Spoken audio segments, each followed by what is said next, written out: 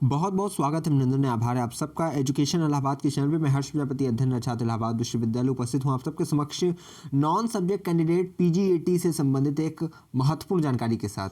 देखिए, इस वीडियो के माध्यम से आपको ये बताने वाला हूँ कि जो भी नॉन सब्जेक्ट कैंडिडेट हैं इस वर्ष इलाहाबाद विश्वविद्यालय में पीजी एंट्रेंस का फॉर्म भरने वाले हैं, वो अगर ये इनके मन मानस मस्तिष्क में चल रहा हो कि अगर उनको एमए करना है और उन्होंने अपना ग्रेजुएशन किसी अन्य विषय से किया है लेकिन किसी दूसरे विषय से उनको एमए करना है, तो क्या वो एलिजिबल है कि नहीं। आप एजुकेशन से एमए करना चाहते हैं, इकोनॉमिक्स से, एंशिएंट से या किसी भी चीज़ से, एमकॉम करना चाहते हो, एमएससी करना चाहते हो, ठीक है, बीएड करना चाहते हो, तो क्या उसमें नॉन सब्जेक्ट कैंडिडेट के लिए वो कर सकते हैं या नहीं कर सकते हैं। तो इसी वीडियो में आपको सब जानकारी मिल जाएगी। 57 से लगभग विषय है, 56 प्लस जो है विषय आपको यहाँ पे पीजीएटी ऑफर करता था, post graduation admission test Allahabad विश्वविद्यालय। 56 विषयों में बता दूंगा मैं इस वीडियो के माध्यम से कि आप उसमें नॉन सब्जेक्ट कैंडिडेट के लिए क्या प्रोविज़न है, क्या वो कर सकते हैं कि नहीं। देखिए, इस तरह 3 शीट है इस वीडियो में, ठीक है। अभी पहली शीट को क्लियर करूँगा, फिर दूसरी, फिर तीसरी।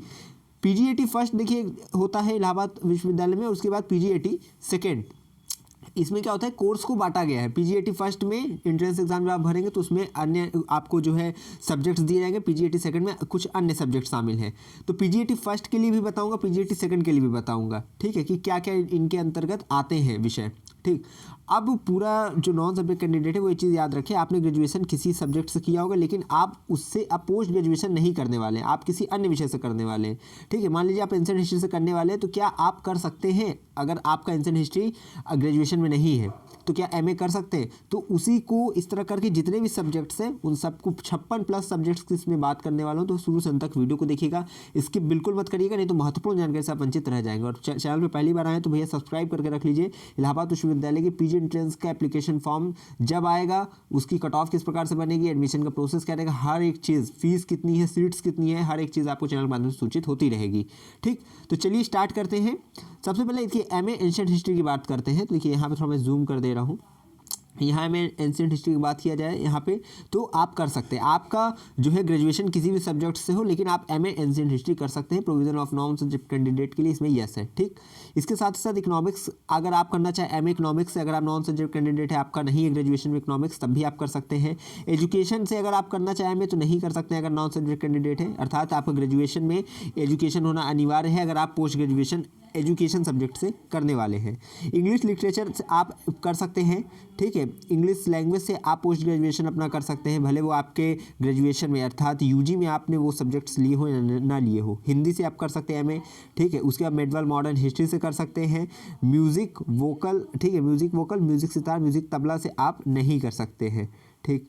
अब इसके साथ साथ अगर इसमें बात करें, ठीक, तो यहाँ पे आपका जो एमपीए है, ठीक है, उसके बाद MPa vocal, MPa sitar, MPa tabla, ये भी आप नहीं कर सकते। यानी कि 6 के 6 जो म्यूज़िक से रिलेटेड है ये आप नहीं कर सकते हैं। अगर आपका ग्रेजुएशन में आपका म्यूज़िक नहीं है तो आप पोस्ट ग्रेजुएशन भी इसमें नहीं कर सकते हैं।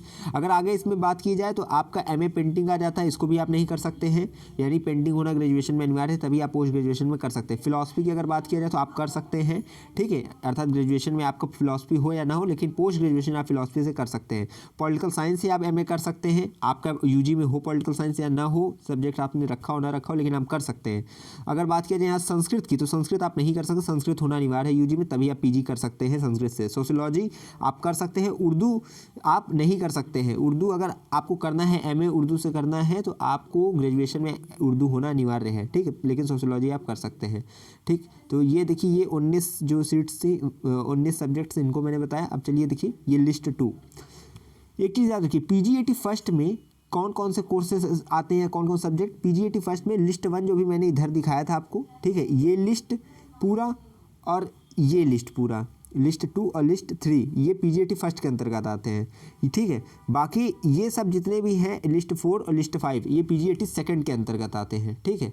तो पीजी जब आप फॉर्म भरते हैं तो आपसे पूछा जाता है पीजीएटी फर्स्ट, उसमें जब कोर्स आता है ऑफर जब करते हैं इलाहाबाद विश्वविद्यालय, तो पीजीएटी फर्स्ट उसमें ऑप्शन सेलेक्ट करेंगे तो आप इन जो है ये जो 3 लिस्ट है इनमें से लेते हैं आप।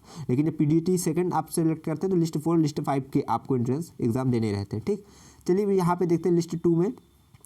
अब यहाँ पे देखिए एमएससी बॉटनी अगर आप करना चाहें, MSc chemistry, MSc computer science, MSc physics, MSc zoology, इन सब को अगर आपका अगर ग्रेजुएशन नहीं है तो आप इससे पोस्ट ग्रेजुएशन नहीं कर सकते। देखिए सब में नो है, ठीक।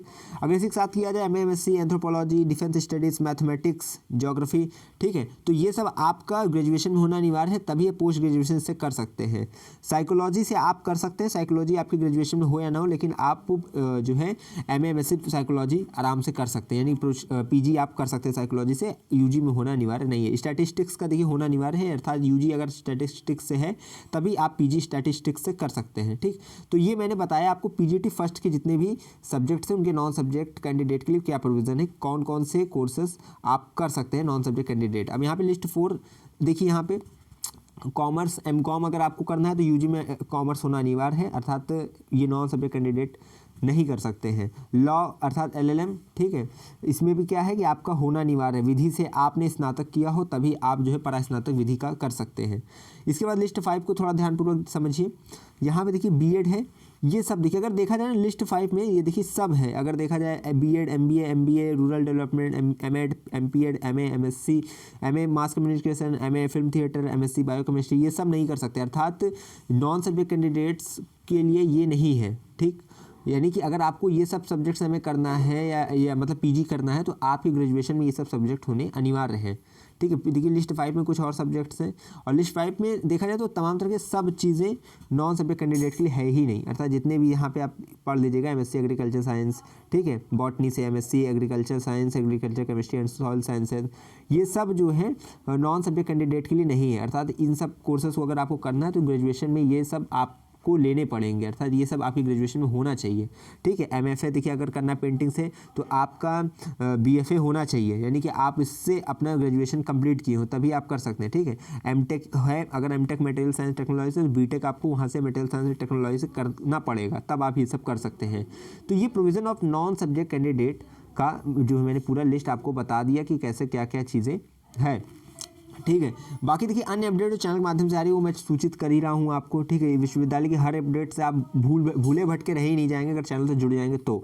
डिस्क्रिप्शन में देखिए महत्वपूर्ण वीडियोस की लिंक है, एक बार जाकर अवश्य देखिएगा। फीस कितनी है, सीट्स कितनी है और क्या पूरा प्रावधान रहता है, एफिलिएटेड कॉलेज कितने हैं और बेस्ट कॉलेजेस कौन से हैं, मेन कैंपस का वातावरण कैसा है, मेन कैंपस में कौन कौन से सब्जेक्ट्स हैं, क्या क्या चीज़ें हैं, डिटेल वीडियो मैंने बता दिया है, जाकर एक बार देखिएगा। और ना समझ में आएगा तो कमेंट बॉक्स में लिखिएगा, हम आप सबके लिए ही है। पीजी एंट्रेंस की देखिए सीरीज़ जो स्टार्ट हुई इसकी ये दूसरी वीडियो है, लगातार इसमें तीसरी, चौथी, पाँचवीं इस तरह कर करके मैं एक एक चीज़ें जो आपके कमेंट्स आते हैं उसको क्लियर करता जाऊँगा।